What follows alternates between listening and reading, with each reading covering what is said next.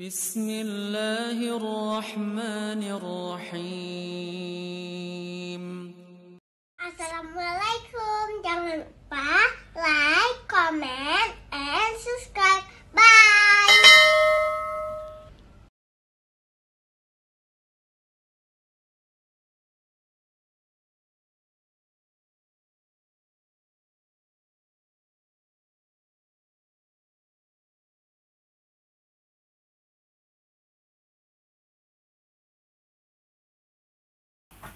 Bismillahirrahmanirrahim.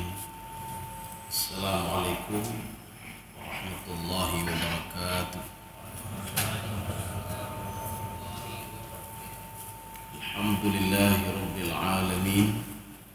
Assalatu wassalamu ala asyrafil anbiya'i wal mursalin wa ala alihi wa ashabihi ajma'in.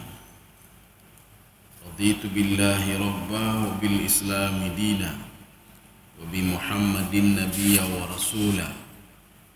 Rabbi shrah li sadri wa yassir li amri wahlul 'uqdatam min lisani yafqahu qawli. Allahumma ij'al jam'ana hadza jam'an marhuma wa tafarruqana min ba'dihi tafarruqan ma'suma.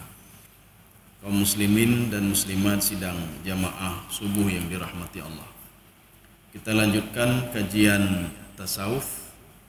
Pada pembahasan sekarang ini kita memasuki judul baru, yaitu al-ikhlas. Jadi sebelumnya kita sudah mempelajari apa itu al-khauf dan apa itu perbedaan al-khauf dengan al-khasyah. Jadi sekarang kita memasuki al-ikhlas. Jadi ikhlas itu adalah salah satu pembahasan ibadah hati. Ikhlas ibadah hati. Karena ibadah itu ada dua. Ada ibadah zahir, ada ibadah batin. Jadi ibadah zahir itu ibadah yang nampak. Seperti kita berzikir, itu ibadah zahir namanya. Kita salat subuh, itu ibadah zahir namanya. Kita salat sunnah, kita berzikir, dan lain sebagainya. Itu disebut dengan ibadah zahir. Ibadah batin, ibadah yang tidak bisa dideteksi oleh orang lain, kecuali kita dengan Allah Subhanahu wa Ta'ala saja. Jadi makanya ikhlas itu sifatnya apa? Dialog Allah dengan malaikat Jibril alaihissalam. Allah mengatakan ikhlas itu sirrun baini wa baina abdi. Itu adalah rahasiaku dengan rahasia hambaku. Tidak ada yang bisa mengetahuinya kecuali aku dan hambaku sendiri, kata Allah. Maka termasuk kedua malaikat yang ada di samping kita. Ini dua malaikat tidak tahu kita tadi salat subuh ikhlas atau tidak ikhlas.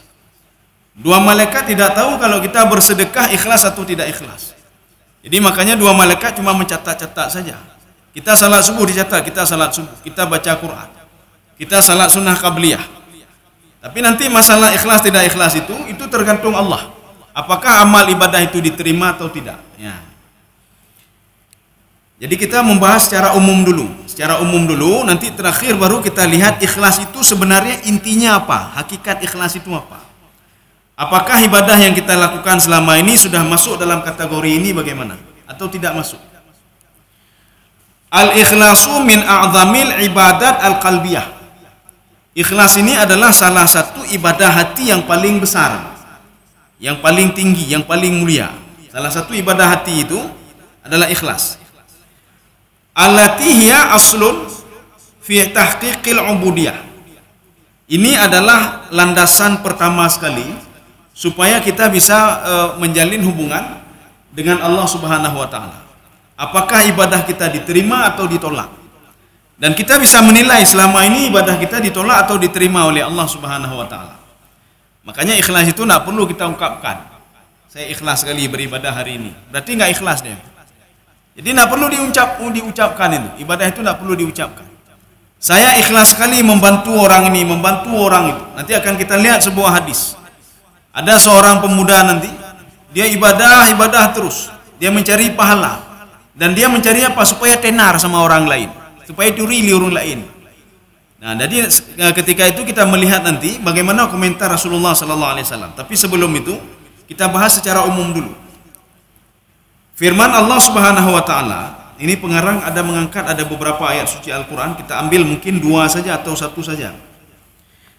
A'udzu billahi minasyaitonir rajim. Bismillahirrahmanirrahim. Faman kana yarju liqa'a rabbih. Barang siapa yang ingin ketemu dengan Allah Subhanahu wa taala. Jadi kalau kita diberikan beasiswa, anak kita diberikan beasiswa setiap bulan. Anak ini penasaran, beasiswa ini dari siapa sebenarnya? Oh, dari orang tua asuhnya. Yang mana orang tua asuhnya? Dia penasaran. Akhirnya apa? Setelah dia sekolah, setelah dia kuliah dalam jenjang pendidikan yang berbeda, dia ingin sekali ketemu dengan pemberi beasiswa kepada dia.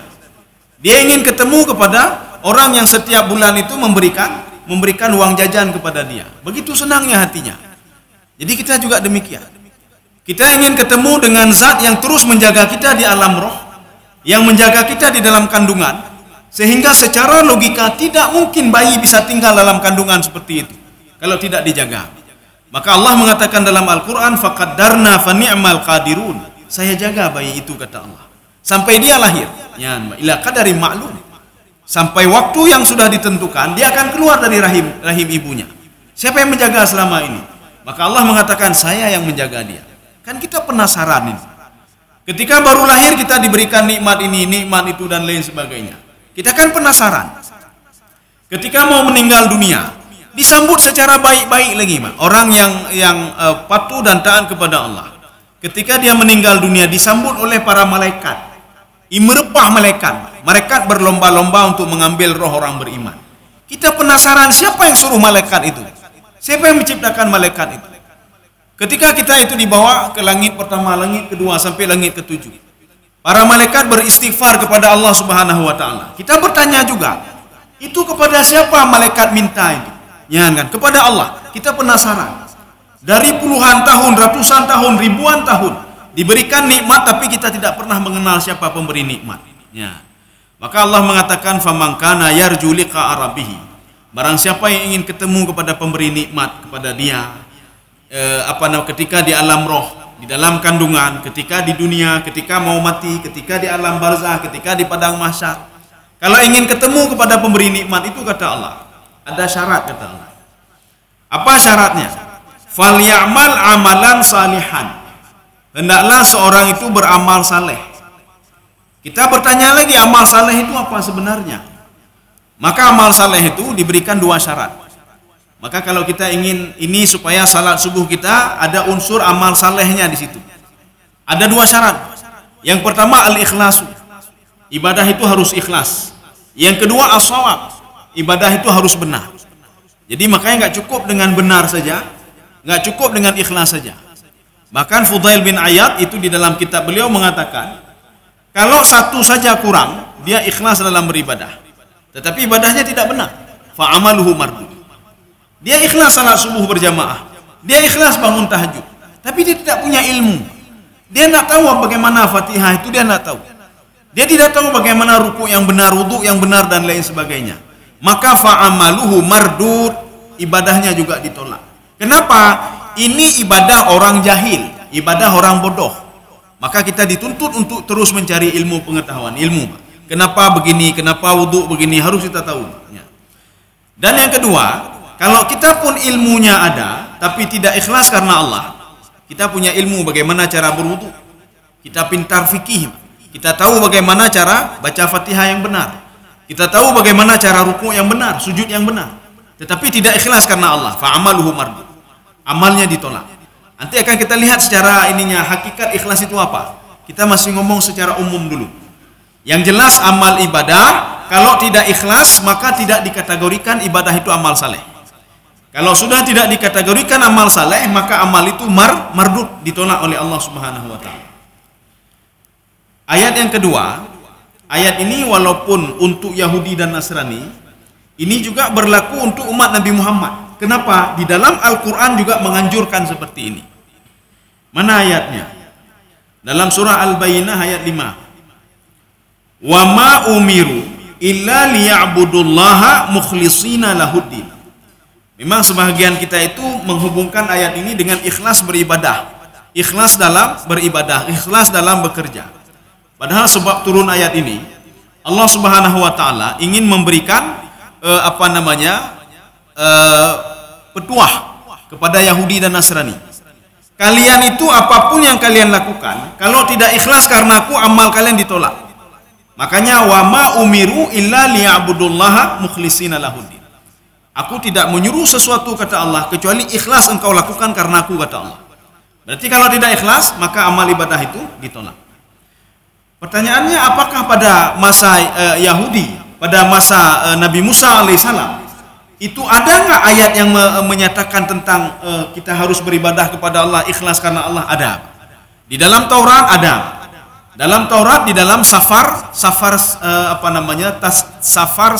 tasniyah satu. Yang kedua di dalam Injil Markus. Ya, bunyinya begini, ini sudah diarabkan.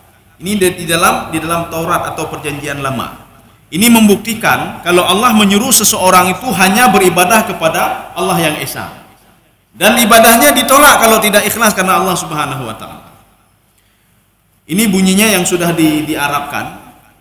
Karena yang pertama mengarabkan Taurat dan Injil itu adalah Warakah bin Naufal. Sehingga orang-orang Arab kan tidak tahu bahasa Ibrani. Orang Arab tidak tahu bahasa Ibrani. Tetapi setelah Warakah bin Naufal itu menerjemahkan Taurat, menerjemahkan Injil dalam bahasa Arab, itu sudah ramai orang yang mengkaji Injil dan Taurat. Bunyinya begini. Ar-Rabbu ilahuna Rabbun wahidun. Yang Tuhan itu, Rabbun itu adalah Tuhan yang Esa, Rabbun wahidun. Itu dalam Taurat, dalam Perjanjian Lama. Kata pengarang, ini masih ada sampai sekarang. Masih ada sampai sekarang. Walaupun Taurat sudah diotak-atik, Injil sudah diotak-atik, yang ini masih ada. Kalimat ini masih ada sampai sekarang. Fatuhibbur Rabba, hendaklah engkau mencintai Tuhanmu, ilahaka min kulli qalbik, dengan sepenuh hati. Maknanya apa? Beribadahlah dengan ikhlas karena Allah. Kalau kita melakukan salat, melakukan ibadah bukan karena hati tapi karena orang lain, maka jangan pernah harap ibadah itu akan diterima. Ini dalam Taurat ini. Wa min kulli nafsik, dengan setiap pengorbanan dirimu. Maknanya apa? Kita berangkat dari rumah ke masjid itu bukan karena orang lain, tetapi betul-betul karena diri kita sendiri ingin dekat dengan Allah Subhanahu wa taala. Wa min kulli quwwatik, dari setiap kekuatanmu untuk beribadah. Maka kita sudah mempelajari kekuatan itu kan ada dua. Ada kekuatan pertama fisik, ada kekuatan kedua. Kekuatan kedua itu lebih dahsyat dibandingkan kekuatan pertama. Makanya Allah ingin mengatakan di dalam Taurat ini, yang membuat kamu hebat dalam beribadah itu kekuatan kedua. Kekuatan kedua, bukan kekuatan pertama. Kalau kekuatan pertama, seorang ketika sudah sakit dia sudah lemah. Itu mayang, bukan kahek, sudah capek. Nak mau lagi saya buat ini, sudah capek, sudah lelah saya. Tapi kalau seorang punya kekuatan kedua, lelah itu akan hilang. Lelah akan hilang. Seorang punya kekuatan kedua, apapun mau dia lakukan. Ya, kita sudah kasih contoh dan sudah kita pelajari pada beberapa pertemuan yang lalu. Kita lanjut lagi. Wal takun hadhil kalimat. Ini dialog Allah dengan Nabi Musa. Inilah bunyi Taurat pertama sekali.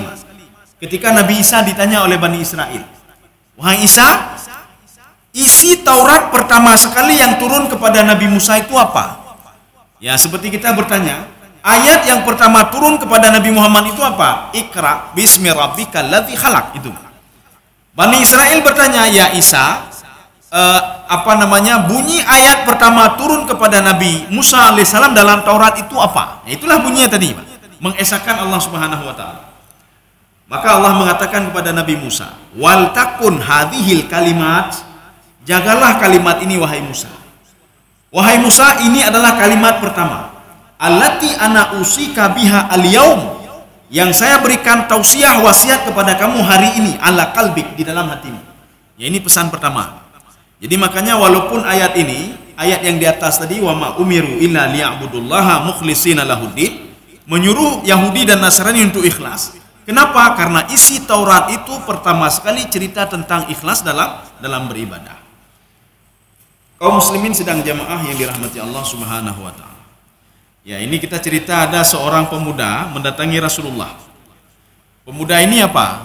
Dia menggambarkan bagaimana seorang laki-laki dia beribadah dan lain sebagainya. Banyak sekali yang dia lakukan. Hadis ini dari Imam Nasa'i. Ja'a rajulun ila Nabi sallallahu alaihi wasallam. Jadi ada seorang pemuda yang mendatangi Rasulullah sallallahu alaihi wasallam.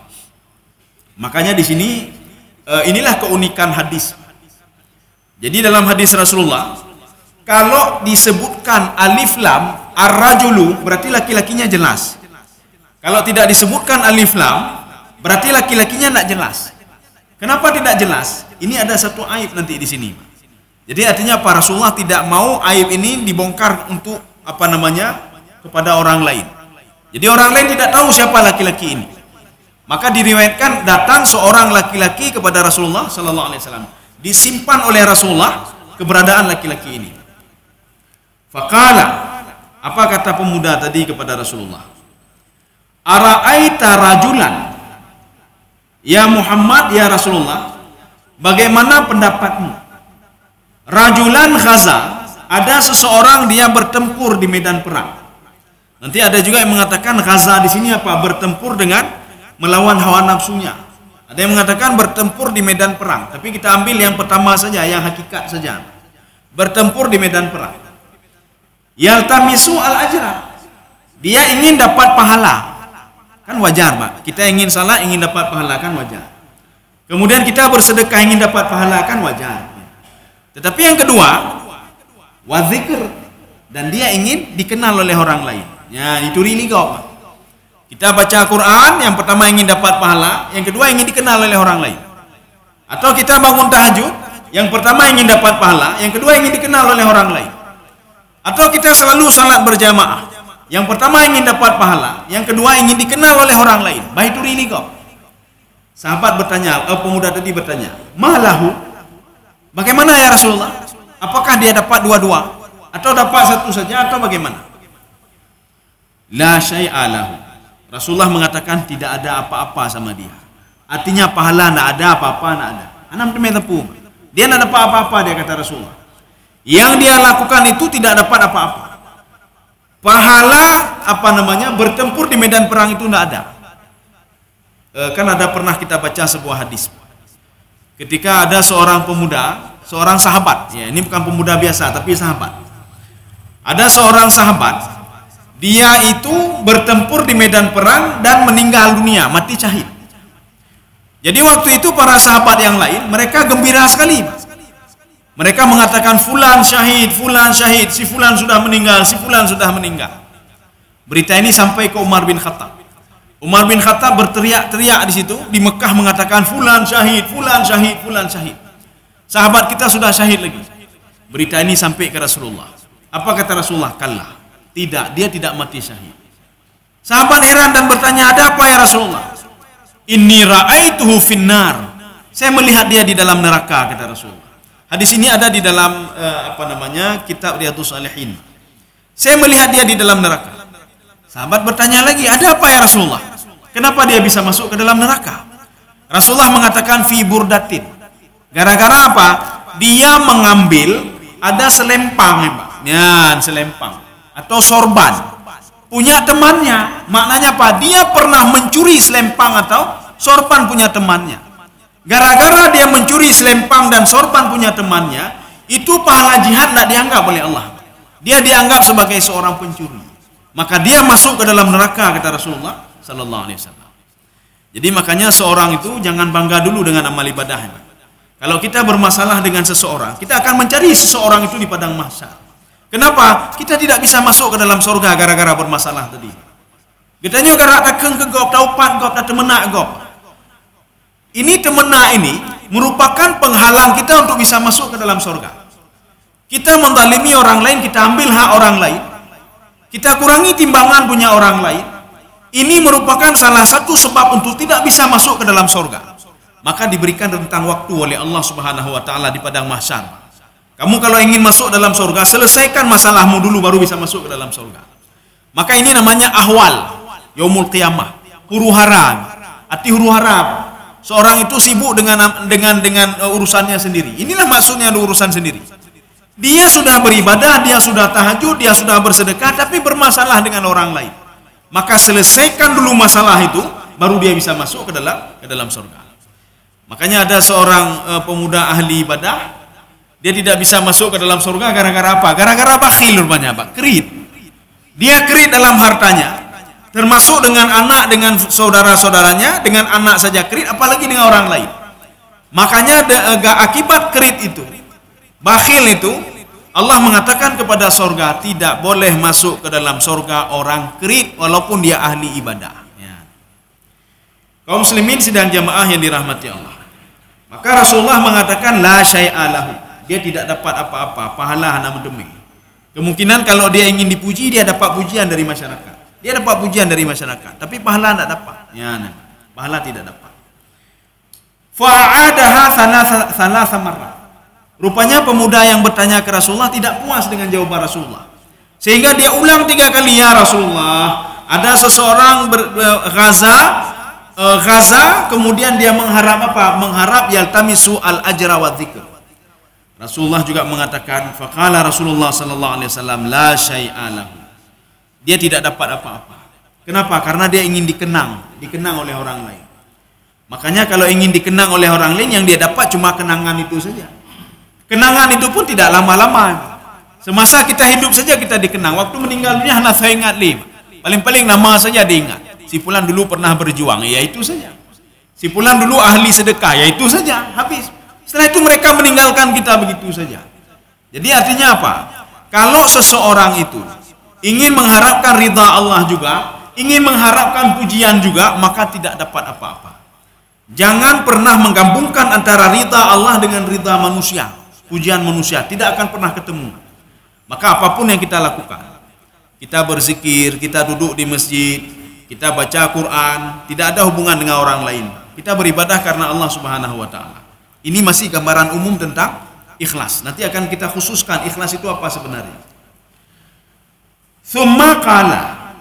Setelah itu Rasulullah sallallahu alaihi wasallam bersabda, kenapa tidak diterima amal ibadah orang tadi? Innallaha la yaqbalu minal amali, kata Rasulullah. Allah tidak akan pernah menerima amal ibadah dari seorang hamba illa ma kana lahu khalisan, kecuali ibadah itu ikhlas karena Allah Subhanahu wa taala. Kalau tidak ikhlas maka enggak akan diterima. Wa butughiya bihi wajhuhu, dan hanya mengharapkan pahala dari Allah Subhanahu wa taala, pujian dari Allah.